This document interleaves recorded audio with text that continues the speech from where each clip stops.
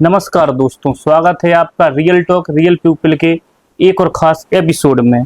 मैं होस्ट अनुराग प्रताप सिंह और आज हमारे साथ मौजूद हैं कन्नी सेना के प्रदेश अध्यक्ष श्री गोविंद सिंह गौर जी। आज उनसे बात होगी समाज, युवाओं और संगठन और बुंदेलखंड से जुड़े उन मुद्दों पर जिन पर खुलकर बात करना जरूरी है। तो शुरू करते हैं पहले क्वेश्चन के साथ। कन्नी सेना में जुड़ने की प्रेरणा आपको कहाँ से मिली? देखिए, करनी सेना में जुड़ने की प्रेरणा तो बाय बर्थ ही आप मान लो कि बाय बर्थ जब से पैदा हुआ हूँ तब से ही करनी सेना में प्रेरणा मिली है। क्योंकि करनी सेना एक ऐसा संगठन है जो मुझे राष्ट्र हित और हमारे जो सर्व समाज के लिए काम करने के लिए प्रोत्साहन करती है। और करनी सेना एक ऐसा संगठन है जो सर्व समाज के लिए, सर्व धर्मों के लिए हमेशा रक्षा करने के लिए खड़ा रहता है। तो मैं तो आपके चैनल के माध्यम से लोगों से भी ये कहना चाहता हूँ कि आप लोग भी जो घर में बैठे हुए लोग हैं वो भी करनी सेना जैसे संगठन से जुड़िए, क्योंकि आज का समय इस तरीके का है कि करनी सेना जैसे संगठनों को आवाज़ उठाने का और उनकी आवाज़ को मजबूत बनाने का आप लोगों का दायित्व बनता है, तो वो पूरा करिए। आज के समय में कन्नी सेना की सबसे बड़ी लड़ाई किसके खिलाफ है? सरकार के खिलाफ, व्यवस्था के खिलाफ या समाज की मानसिकता के खिलाफ? देखिए, व्यवस्था में बैठे हुए लोग जो गलत कर रहे हैं उनके खिलाफ लड़ाई है, हमारी किसी सरकार या पार्टी विशेष से लड़ाई नहीं है। जो व्यवस्था, जिसको व्यवस्था बनाना है, जो सरकार में बैठे हैं, चाहे वो बीजेपी हो, चाहे कांग्रेस हो, चाहे वो कोई भी दल हो, हमारी लड़ाई उनसे है जो शासन, प्रशासन और सरकार में बैठ के काम कर रहे हैं। कन्नी सेना का नाम सुनते ही विवादित नाम क्यों आ जाता है, कंट्रोवर्सी का नाम? नहीं, बिल्कुल ऐसा तो नहीं है कि विवाद वाला नाम आ जाए। लोगों ने ये हाइप बना दी है कि करनी सेना एक ऐसा संगठन है जो, मैंने आपको जैसे बताया कि राष्ट्र हित में काम करता है, समाज के लिए काम करता है, सर्व धर्मों के लिए काम करता है। और ऐसी कंट्रोवर्सी पैदा करने वाले लोग, जैसे आपने अभी रिसेंट में ही सुने होंगे, कई लोग ऐसे हैं जो करनी सेना को ऐसी, उन लोगों ने इस तरीके के मॉडल क्रिएट कर लिए हैं कि भाई इस संगठन को बदनाम करो। बदनाम करने का मतलब ये है, संगठन ऊपर जा रहा है, समाज हित के लिए काम कर रहा है, राष्ट्र हित के लिए काम कर रहा है। और कहीं ना कहीं मुझे तो ऐसा लगता है कि करनी सेना एक ऐसा संगठन है जो राजनीतिक दल बनकर समाज हित में और देश हित में काम करने के लिए आगे भी आएगा। कन्नी सेना पे अक्सर आरोप लगते हैं कि ये संगठन सिर्फ राजपूत समाज के मुद्दों तक सीमित है। आप इस आरोप पे क्या जवाब देंगे? मुझे तो ऐसा नहीं लगता। जिन लोगों की ये सोच है उन लोगों को आपके वीडियो के माध्यम से बताना चाहता हूँ कि करनी सेना सर्व समाज के लिए काम करता है और सर्व धर्मों की रक्षा भी करता है। आप कोई भी हमारा कार्यक्रम या आंदोलन उठा के देख लीजिए जो करनी सेना ने किया है, चाहे आप मध्य प्रदेश का उठा लें या राजस्थान का उठा लें या उत्तर प्रदेश का उठा लें या देश में कितने भी आंदोलन करनी सेना ने किए हैं, आप आंदोलन उठा के वहां से देख लीजिए। हमारे आंदोलन में सर्व समाज के लोग आते हैं और अपना समर्थन देते हैं। कुछ व्यक्ति, तुच्छ मानसिकता के लोग ऐसे रहते हैं जिनको भड़काऊ और कुछ अभद्र भाषा करने का अपने अंदर से ही, जिनको अपन बोलते हैं ना कि वो जैसे अपन बरसाती मेढक जिनको बोल देते हैं, तो इस तरीके के लोग हर समाज में होते हैं। वही लोग आपस में भड़काने का काम करते हैं।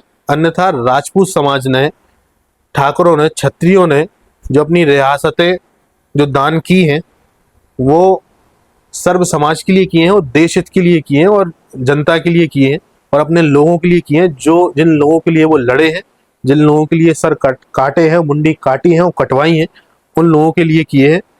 और जो लोग इस तरीके की बातें करते हैं कि राजपूतों ने इस देश के लिए क्या किया, तो इतिहास उठा के देख लें। और जिनको इतिहास में नहीं दिख रही हैं चीजें, वो मेरे पास आ जाएं तो मैं उनको बता दूंगा कि करनी सेना ने क्या किया है, करनी सेना क्या कर रही है और राजपूतों ने इस देश के लिए क्या किया है।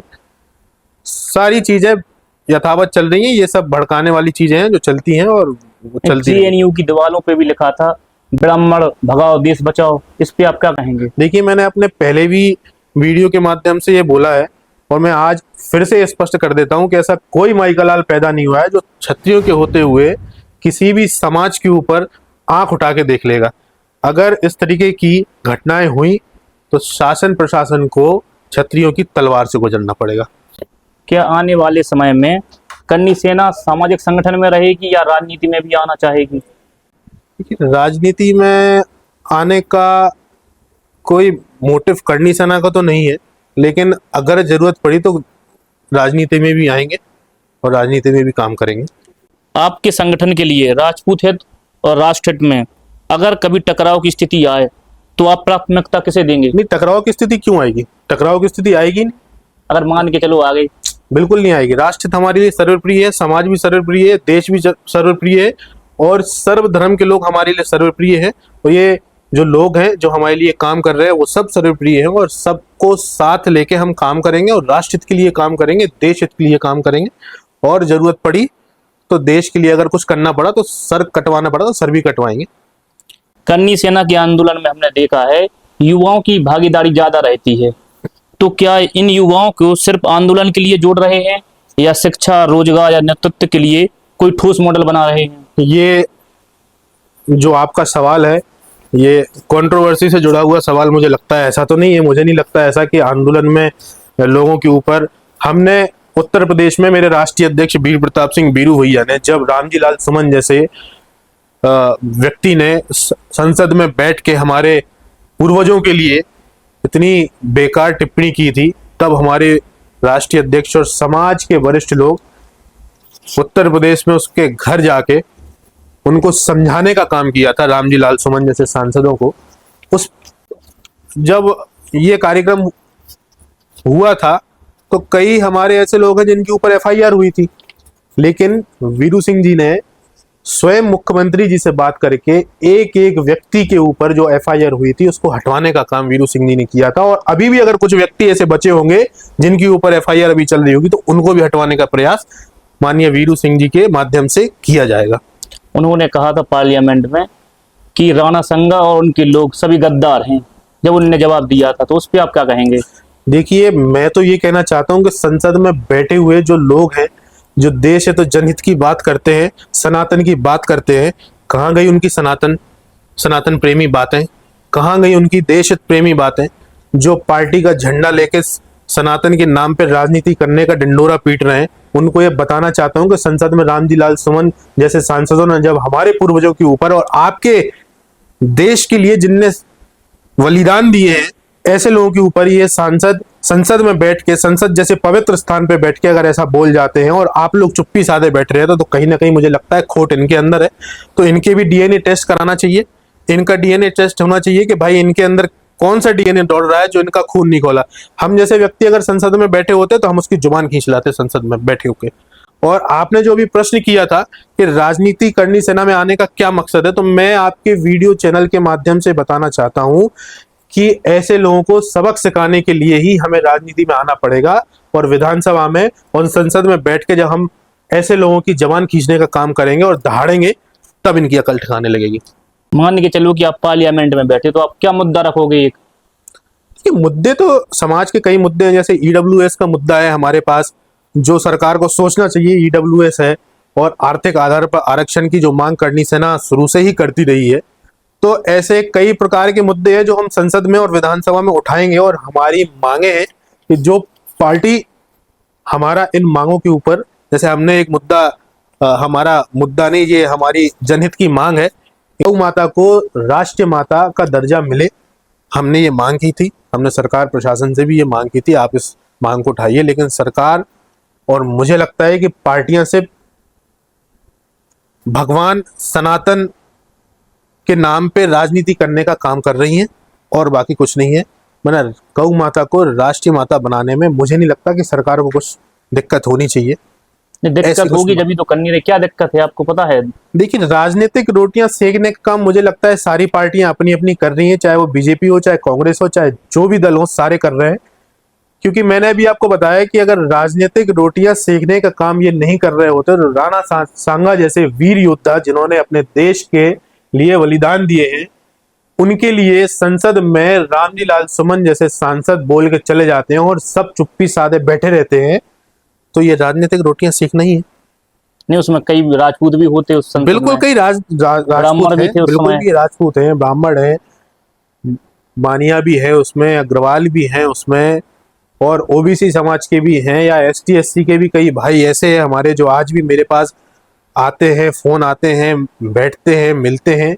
लेकिन उनके मन में एक धारणा बनी हुई है, जो भीम आर्मी जैसे संगठन ने एक धारणा बना दी है कि ST SC OBC वर्ग को करनी सेना जैसे संगठन जो है वो उनका विरोध करते। तो मैं आपके चैनल के माध्यम से अपने भाइयों को ये बताना चाहता हूं कि राजपूतों ने देश के लिए बलिदान दिया है, और चाहे वो ST SC समाज के व्यक्ति हो, चाहे OBC समाज के व्यक्ति हो, चाहे जनरल समाज के व्यक्ति हो, राजपूतों ने सर्व समाज के लिए काम किया है। और मैं आपको ये वचन देता हूं कि सर्व समाज के लिए ही काम करेंगे। और जैसा कि मैंने कहा कि अगर कुछ करना पड़े देश के लिए तो ये सर कटवाने के लिए भी तैयार है, और किसी भी समाज के ऊपर बात आएगी तो दो दो हाथ करके देख लेंगे। जो भी आएगा सामने, चाहे सरकार हो चाहे कोई पार्टी हो, देख लेंगे। मध्य प्रदेश में राजपूत समाज की ऐसी कौन सी समस्या है जिस पर सरकारों ने अभी मैंने तक आपको पर्याप्त बताया ध्यान नहीं दिया? EWS आर्थिक आधार पर आरक्षण, गौ माता को राष्ट्रीय माता बनाने का, सनातन के नाम पे अपनी राजनीतिक रोटियां सेक रहे हैं।